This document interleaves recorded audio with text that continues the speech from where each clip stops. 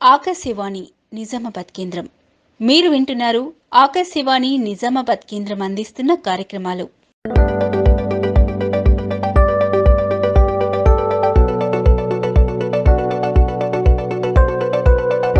నీ ధర్మం, నీ సంఘం, నీ దేశం నువ్వు మరవద్దు. జాతిని నడిపి నీతిని నిలిపిన మహనీయులనే మరవద్దు. బ్రిటిషు వారి దాస శృంఖలాల నుండి భారత మాతను విముక్తి కలిగించడానికి అహింసా మార్గమే పరమాయుధంగా చేసుకుని భారతీయుల్లో స్ఫూర్తిని చైతన్యాన్ని నింపిన మహోన్నత వ్యక్తి గాంధీజీ. ఎందరో స్వాతంత్ర్య యోధులను తన ప్రసంగాలతో తయారు చేసిన యోధుడాయన. గాంధీజీ 1869 అక్టోబర్ 2వ తేదీన గుజరాత్లోని పోర్బందర్లో జన్మించారు. తండ్రి పేరు కరంచంద్ గాంధీ, తల్లి పుతలీబాయి. గాంధీజీ తండ్రి వద్ద నుండి క్రమశిక్షణను, తల్లి వద్ద నుండి ఆధ్యాత్మికతను అలవర్చుకున్నారు. ఆయన జీవితం ఎందరికో ఆదర్శం. గాంధీజీ జీవితం నుండి మనం స్వీకరించవలసిన, జీవితంలో ఆచరించదగినవి కోకొల్లలు. అందులో ముఖ్యంగా సత్యనిష్ట. గాంధీజీ చిన్నతనంలో తన ఊరిలో జరుగుతున్న ఒక నాటక ప్రదర్శనకు వెళ్లారు. ఆ నాటకం సత్య హరిశ్చంద్ర. ఆ నాటక ప్రదర్శన ఆయనపై చాలా ప్రభావం చూపింది. ఎన్ని కష్టాలు ఎదురైనా సత్యానికి కట్టుబడి ఉండాలని నిర్ణయించుకున్నారాయన. ఒకసారి గాంధీజీ చదువుతున్న పాఠశాలకి ఒక అధికారి పిల్లల విద్యాబోధన ఎలా జరుగుతుందో చూద్దామని వచ్చారు. ఆయన కొన్ని పదాలు ఇచ్చి ఇంగ్లీష్లో రాయమన్నారు. అందులో కెటిల్ అనే స్పెల్లింగ్ గాంధీజీ తప్పుగా రాశారు. అది ఉపాధ్యాయుడు చూసి పక్కవారి దానిలో చూసి రాయమని సైగ చేశారు. అలా కాపీ కొట్టడం గాంధీజీకి నచ్చలేదు. అది అబద్దం చెప్పినట్లవుతుందని భావించారాయన. అలా చిన్నతనం నుండి అబద్దాలు చెప్పడం గాంధీజీకి నచ్చేది కాదు. అది పెద్దయ్యాక కూడా ఆయన పాటించేవారు. దక్షిణాఫ్రికాలో న్యాయవాదిగా ఆయన ప్రాక్టీస్ చేస్తున్న రోజుల్లో పార్సీ రుస్తుంజీ అనే వ్యాపారవేత్త యొక్క కేసులను గాంధీజీ చూసేవారు. పార్సీ రుస్తుంజీ గాంధీకి తెలియకుండా కొన్ని సరుకులను అక్రమంగా తన ఓడలో తరలించేవారు.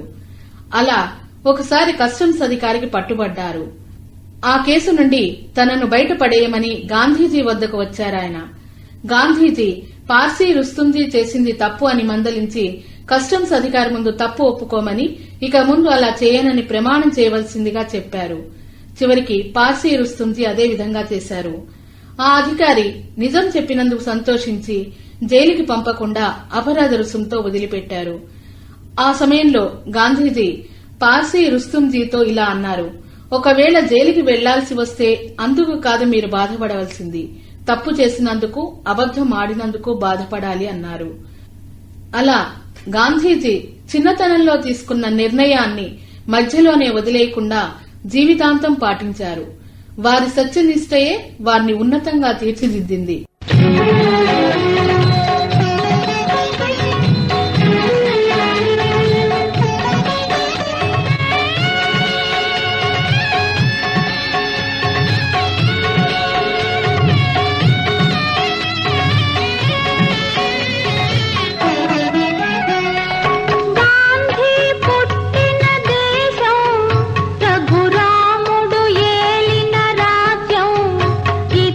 మమతకు మమతకు సంకే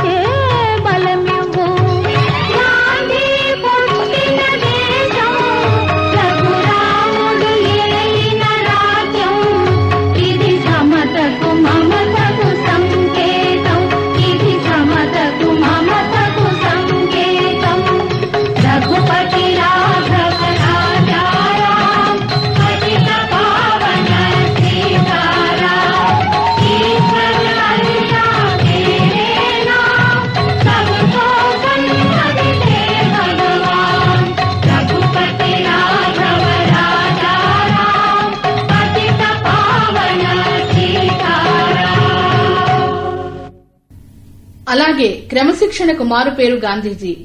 ఆరోగ్యంగా ఉండడానికి గాంధీజీ చిన్నప్పటి నుండి నడకను అలవాటు చేసుకున్నారు. అలా ఆయన ఎన్నో మైళ్లను అవలీలగా నడిచేవారు. ఆ అలవాటు ఆయనకి స్వాతంత్ర్య ఉద్యమంలో ఎంతో ఉపయోగపడింది. స్వాతంత్ర్య సమరం కోసం, ప్రజల్లో చైతన్యం తీసుకురావడం కోసం ఆయన భారతదేశం అంతటా పర్యటించారు. రవాణా సౌకర్యం లేని ప్రదేశాలకు కూడా గాంధీజీ చేరుకునేవారు. అలాగే ఆయన మితంగా ఆహారాన్ని స్వీకరించేవారు. కాలాన్ని వృధా చేయడం గాంధీజీకి నచ్చేది కాదు. ఏదైనా మంచి పని చేయాలి అనుకుంటే సమయాన్ని వ్యర్థం చేయకుండా అది ఆ క్షణంలోనే చేసేయాలి అనేవారు. విద్యార్థులు కాలం విలువ తెలుసుకుని నడుచుకోవాలని ఆకాంక్షించేవారు గాంధీజీ. 1888లో గాంధీజీ బారిస్టర్ చదవడం కోసం ఇంగ్లాండ్ వెళ్లారు. అక్కడికి వెళ్లిన తర్వాత స్నేహితులతో కాలం గడిపేవారు. కానీ త్వరగానే గాంధీజీ తాను చేస్తున్న తప్పును తెలుసుకున్నారు. వచ్చినది బారిస్టర్ చదవడానికి గాని, ఇలా స్నేహితులతో వృధాగా కాలం గడపడానికి కాదు అని విద్యపై ఏకాగ్రత పెంచుకుని మెట్రికులేషన్ పాస్ అయి లాటిన్, ఫ్రెంచి భాషలు కూడా నేర్చుకున్నారు. న్యాయశాస్త్ర విద్య ప్రవేశానికి కావలసిన అర్హత సంపాదించారు. భారతదేశం తిరిగి వచ్చిన గాంధీజీ సబర్మతి నదీ తీరంలో ఒక ఆశ్రమాన్ని స్థాపించారు. అదే సబర్మతి ఆశ్రమం. ఆశ్రమంలో ఉండాలి అనుకునేవారు ఖచ్చితంగా కొన్ని నియమాలు పాటించాలి. నిరాడంబరంగా ఉండాలి. ఎప్పుడూ సత్యమే చెప్పాలి. అహింసను పాటించాలి. నిర్భయత్వంతో, ఆత్మ సంయమనంతో జీవించాలి. ఆశ్రమంలో ఉండేవారు విధిగా నూలు వడకాలి. ఆశ్రమంలో మరో నియమం ఏంటంటే ప్రార్థనకు, భోజనానికి సమయానికి రావాలి. ఆ సమయం దాటగానే తలుపులను మూసేసేవారు. ఆలస్యంగా వచ్చిన వారు తలుపు తట్టి వచ్చి ఆలస్యానికి సంజాయిషీ ఇవ్వాలి. ఒకసారి గాంధీజీ ఆలస్యంగా వచ్చారు. తలుపు తట్టి వచ్చిన ఆయన తన ఆలస్యానికి కారణాన్ని కూడా వివరించారు. తనను కలుసుకోవడానికి ఎవరో రావడం వలన, వారు దూరం నుండి వచ్చారు గనక వారిని పంపేయలేక వారితో మాట్లాడి వచ్చినందున ఆలస్యంగా వచ్చానని సంజాయిషీ ఇచ్చారు. అక్కడ ఉన్న అందరికీ తెలుసు గాంధీజీ క్రమశిక్షణ ఎటువంటిదో. అయినా గాంధీజీ ఇతరులకు చెప్పడానికే కాదు, తాను కూడా ఆశ్రమ నియమాలకు బద్ధుడనేనని తెలియజేశారు ఈ చర్య ద్వారా. గాంధీజీ ఆశ్రమానికి ఎంతో మంది జాతీయ నాయకులు మొదలు సామాన్య ప్రజల వరకు ప్రతిరోజు వస్తుండేవారు. ఆశ్రమంలో త్వరగా చెప్పండి, క్లుప్తంగా చెప్పండి, వెళ్ళండి అనే 3 మాటలను వ్రాసిన పలక గోడపై సందర్శకులకు కనపడే విధంగా ఏర్పాటు చేశారు. దీనివలన వచ్చేవారికి కాలం విలువ తెలియజేయడానికి, చెప్పవలసిన విషయం స్పష్టంగా చెప్పడానికి వీలవుతుందని గాంధీజీ భావించేవారు.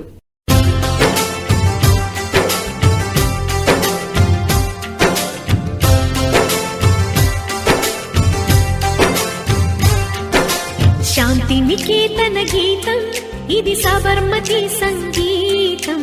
శాంతి నికేతన గీతం ఇది సబర్మతి సంగీతం.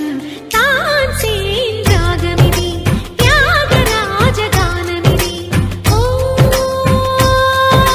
సత్యాహింసలు శృతిలైన మానవతా గీతం, ప్రేమ సుధా భరితం. సత్యం శివ సుందరం, సకల మత సమ్మతం, ప్రపంచ శాంతి సంకేతం. శాంతి నికేతన గీతం ఇది సబర్మతి సంగీతం. శాంతి నికేతన గీతం ఇది సబర్మతి సంగీతం.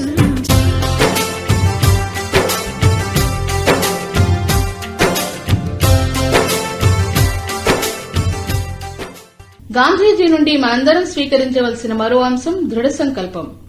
ఏదైనా అనుకుంటే గాంధీజీ దాన్ని సాధించే వరకు పట్టుదలగా ప్రయత్నిస్తూనే ఉండేవారు. 1893వ సంవత్సరంలో గాంధీజీ దక్షిణాఫ్రికా వెళ్లారు. ఆ రోజుల్లో దక్షిణాఫ్రికా తెల్లదొరల పాలనలో ఉండేది. భారతీయులు కొందరు దక్షిణాఫ్రికా వెళ్లి అక్కడ కూలీ చేసుకుని బ్రతుకుతూ ఉండేవారు. ఆంగ్లేయులకు నల్ల జాతీయులంటే చాలా తక్కువ భావం ఉండేది. వారిని పనివారుగా, తమ బానిసలుగా గుర్తించి చాలా చులకనగా చూసేవారు. కారణం లేకుండా దండించడం వారి నిత్యకృత్యం. భారతీయులు తెల్లవారుండే ప్రాంతాలలో నివసించకూడదు. వారికి కేటాయించిన వాడల్లోనే ఉండాలి. అవన్నీ కూడా మురికివాడలే. భారతీయులు ఒక పాస్ తీసుకుని తమ దగ్గర ఉంచుకోవాలి. అడిగినప్పుడు పోలీసు అధికారులకు ఆ పాసును చూపిస్తూ ఉండాలి. సాయంత్రం 5 గంటల తర్వాత భారతీయులు వీధుల్లో తిరగకూడదు. రైళ్లల్లో మొదటి, 2వ తరగతి పెట్టెల్లో భారతీయులు ప్రయాణించకూడదు. తెల్లవారి హోటళ్లలో భోజనం చేయకూడదు. క్రైస్తవేతర మతాలకు అనుసరించి జరిగే వివాహాలు అక్కడ చెల్లవు. వారికి ఓటు హక్కు లేదు. గాంధీజీ ఒకసారి మొదటి తరగతి టికెట్ కొని రైలు పెట్టెక్కి అందులో కూర్చున్నారు. కాసేపటికి టికెట్ కలెక్టర్ వచ్చి గాంధీజీని చూసి వెంటనే కూలీల పెట్టెలోకి వెళ్లిపోమని ఆదేశించాడు. మొదటి తరగతి టికెట్ చూపించినా కూడా అతడు వినిపించుకోలేదు. గాంధీజీ రైలు పెట్టె మారడానికి అంగీకరించలేదు. దాంతో కోపం వచ్చి ఆ టికెట్ కలెక్టర్ గాంధీజీని సామాన్తో సహా ప్లాట్ఫామ్ మీద బలవంతంగా దింపేశాడు. ఆ చలిలో ఆ రాత్రంతా గాంధీజీ అవమాన భారంతో కృంగిపోతూ రైల్వే స్టేషన్లోనే ఉండిపోయారు. భారతీయులపై జరుగుతున్న ఈ దుర్మార్గాలను చూసి సహించలేక వాటిని అరికట్టాలని, భారతీయులలో చైతన్యం తీసుకురావాలని గాంధీజీ సంకల్పించారు. వారి కష్టాల గురించి అక్కడ ఆంగ్ల ప్రభుత్వంతోనూ, వకీళ్లతోనూ, క్రైస్తవ ఫాదర్లతోనూ చర్చలు, ఉత్తర ప్రత్యుత్తరాలు ప్రారంభించారు. భారతీయుల బహిరంగ సభ ఏర్పాటు చేశారు. దక్షిణాఫ్రికాలోని ఆ సభలో గాంధీజీ మొట్టమొదటి రాజకీయ ప్రసంగం చేశారు. ఆ ప్రసంగం ఎందరినో చైతన్యపరిచింది. అప్పుడు గాంధీజీ వయసు 25 సంవత్సరాలు. ఆ వయసు నుండి ఆయన జీవితం మొత్తం ప్రజాసేవకే అంకితం చేశారు. దక్షిణాఫ్రికాలో ఉన్న భారతీయుల కేసులను వాదించడానికి హైకోర్టులో వకీలుగా అనుమతించవలసిందిగా ప్రధాన న్యాయాధీశునికి అర్జీ పంపించారు గాంధీజీ. ఆయనకు అనుమతి ఇవ్వరాదని తెల్లజాతి వకీళ్లు తీవ్రంగా అభ్యంతరం వ్యక్తం చేశారు. కాని ప్రధాన న్యాయాధీశుడు న్యాయశాస్త్రంలో నిష్ణాతుడు. ఆయన గాంధీజీని హైకోర్టులో వకీలుగా గుర్తించారు. దక్షిణాఫ్రికాలో ఇది విప్లవాత్మకమైన ఘట్టంగా చెప్పుకోవచ్చు. ఒకసారి బాలసుందరం అనే ఒక భారతీయుడు గాంధీజీ వద్దకు వచ్చారు. ఆయన ముక్కు నుండి రక్తం కారుతోంది. ఆయన యజమాని ఒక తెల్లజాతివాడు. అతను కొట్టిన దెబ్బలకు రక్తం కారుతోంది అని తెలుసుకున్న గాంధీజీ ఆ తెల్లజాతీయుడిపై కేసు పెట్టారు. మెజిస్ట్రేట్ అతనికి సమన్లు జారీ చేశారు.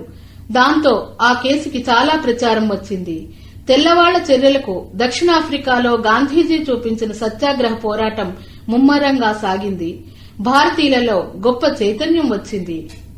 అలాగే భారతదేశానికి స్వరాజ్యం తీసుకురావాలన్న దృఢ నిశ్చయంతో 1915వ సంవత్సరంలో గాంధీజీ భారతదేశం తిరిగి వచ్చారు.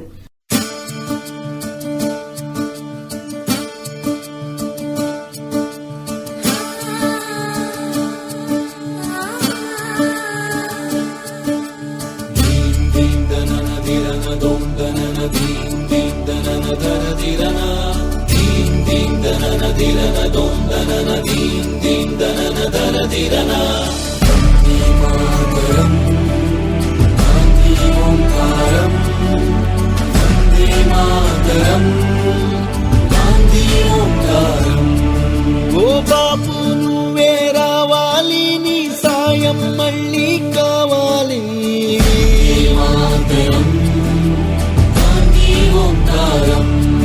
జరిగే దుర్మార్గం ఆపాలి, నువ్వే ఓ మార్గం చూపాలి.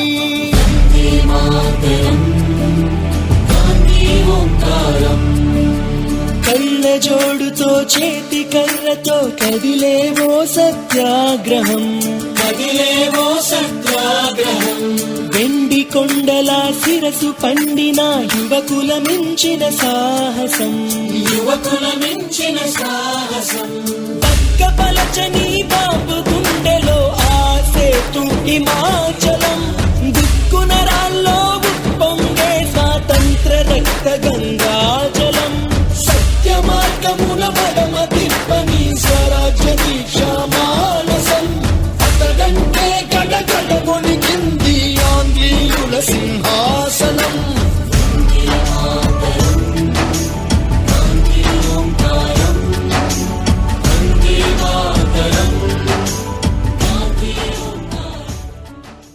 అప్పటికి గాంధీజీ వయసు 46 సంవత్సరాలు.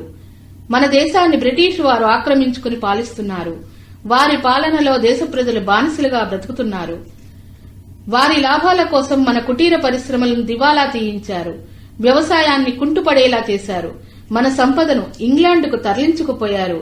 మనకి నాగరికత తెలియదన్నారు. బ్రిటిష్ వారు తమ దేశంలో తయారైన వస్త్రాలను ఎక్కువ ధరలకు భారతదేశంలో అమ్మేవారు. భారతీయులు ఆ బట్టలు కొనకపోతే వారికి ఆర్థికంగా చాలా నష్టం. ఇది గ్రహించిన గాంధీజీ విదేశీ వస్త్ర బహిష్కరణకు పిలుపునిచ్చారు. రాట్నం మీద వడికిన నూలు వస్త్రాలను ధరించాలని ప్రజలకు సలహానిచ్చారు. ఇలా అందరూ నూలు వస్త్రాలు ధరించడం వలన పేద గొప్ప అన్న తేడా పోయింది. అంటరానితనాన్ని నిర్మూలించాలి, హిందూ ముస్లింలు కలిసి ఉండాలి, ఇవన్నీ చేస్తే మనకి స్వాతంత్ర్యం వస్తుంది అన్నారు గాంధీజీ. ఇలా ప్రజలలో ఐక్యతను పెంచారు. హింసతో సాధించలేనిది అహింసతో సాధించవచ్చు అని యావత్ ప్రపంచానికి తెలియజేసిన మహాత్ముడు గాంధీజీ. ఇది గాంధీజీ ప్రపంచానికి చూపించిన నూతన సాధనం.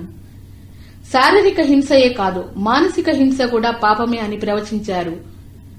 అంటే శరీరం బాధపడే విధంగా హింసించడమే కాదు, కఠిన మాటలతో కూడా మనిషిని బాధ పెట్టకూడదు అనేవారు. అదే నిజమైన అహింస. అంతేకాదు, జంతువులను పక్షులను కూడా హింసించరాదు.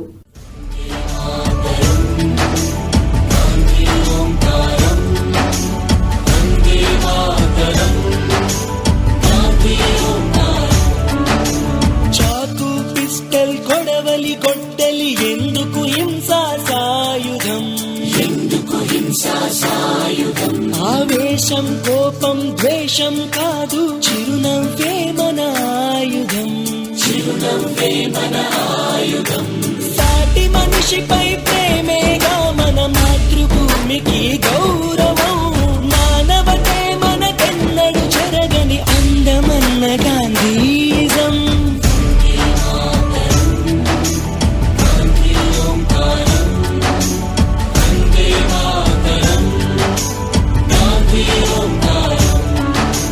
భయం చెందని నెత్తురు చిందని గాంధీ మహోద్యమ జ్వాలలు గాలి తరంగాలై వీచినవి దేశంలో నలుమూలలు. వందే మాతరం, వందే గాంధీ ఓంకారం, వందే వందే మాతరం, గాంధీ ఓంకారం, వందే మాతరం, వందే గాంధీ ఓంకారం, వందే మాతరం. ప్రజలు నిత్య జీవితం నుండి విడదీయలేని వస్తువు ఉప్పు.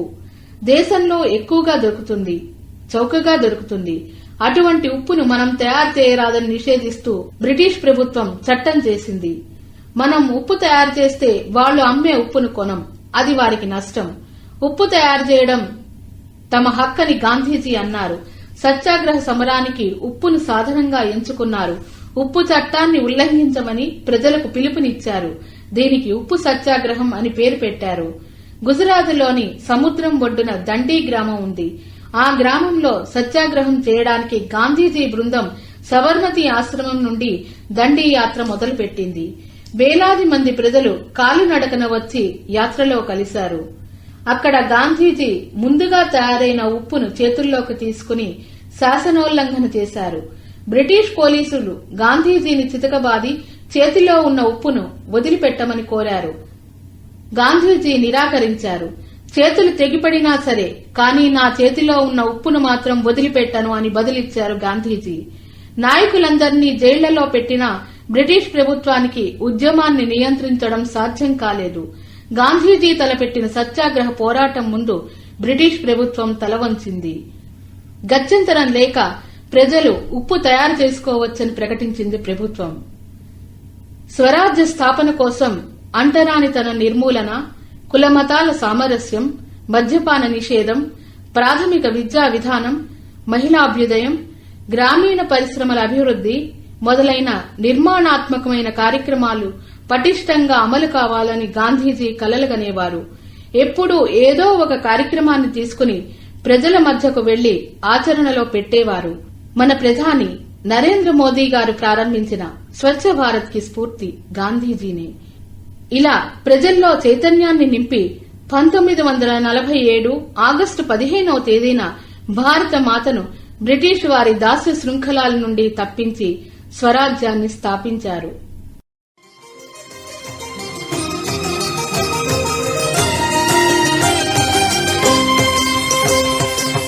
పుణ్యభూమి నా దేశం నమో నమామి ధన్యభూమి నా దేశం సదా స్మరామి పుణ్యభూమి నా దేశం నమో నమామి ధన్యభూమి నా దేశం సదా స్మరామి నన్ను కన్న నా దేశం నమో నమామి అన్నపూర్ణ నా దేశం సదా స్మరామి మహామహుల కన్న తల్లి నా దేశం మహోజ్వలిత చరిత కన్న భాగ్యోదయ దేశం నా దేశం పుణ్యభూమి నా దేశం నమో నమామి ధన్యభూమి నా దేశం సదా స్మరామి గాంధీజీ కలలు గన్న స్వరాజ్యం సాధించే సమరంలో అమర జ్యోతులై వెలిగే ధృవతారల కన్నది ఈ దేశం చరితార్థుల కన్నది నా భారతదేశం నా దేశం పుణ్యభూమి నా దేశం నమో నమామి ధన్యభూమి నా దేశం సదా స్మరామి నన్ను కన్న నా దేశం నమో నమామి అన్నపూర్ణ నా దేశం సదా స్మరామి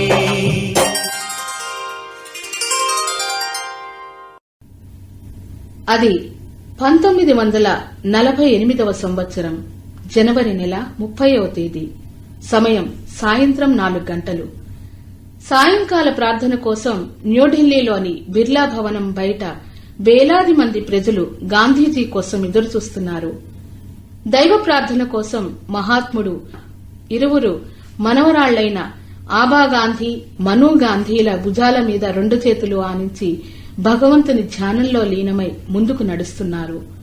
ప్రజలంతా వారికి నమస్కరిస్తున్నారు. ఇంతలో ఒక యువకుడు అందర్నీ తోసుకుంటూ ముందుకు వచ్చి గాంధీజీకి నమస్కరిస్తున్నట్లుగా వంగాడు. ఆ వ్యక్తిని ఆపడానికి ఆబాగాంధీ ప్రయత్నించారు. అతడు ఆమెను నెట్టివేశాడు. ఆమె పక్కకి పడిపోయింది.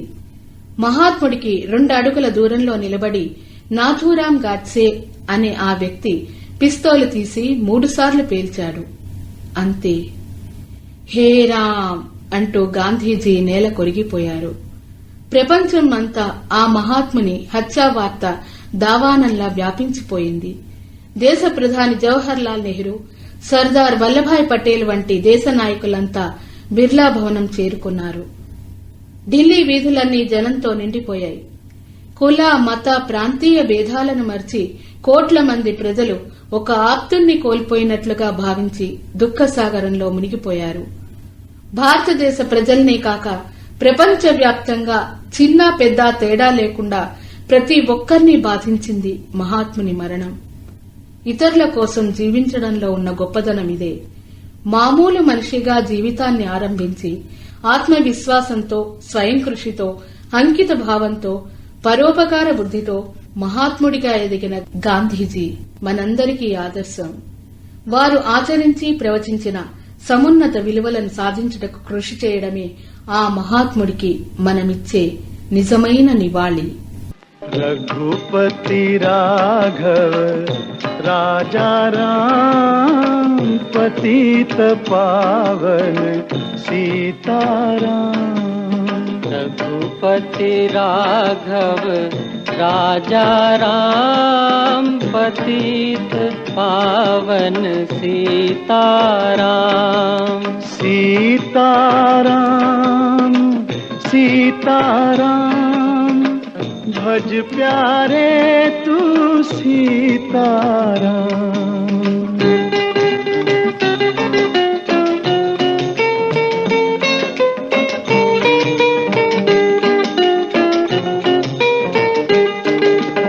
ईश्वर अल्लाह तेरे नाम सबको सन्मति दे भगवान। ईश्वर अल्लाह तेरे नाम सबको सन्मति दे भगवान। रघुपति राघव राजा राम पतित पावन सीताराम।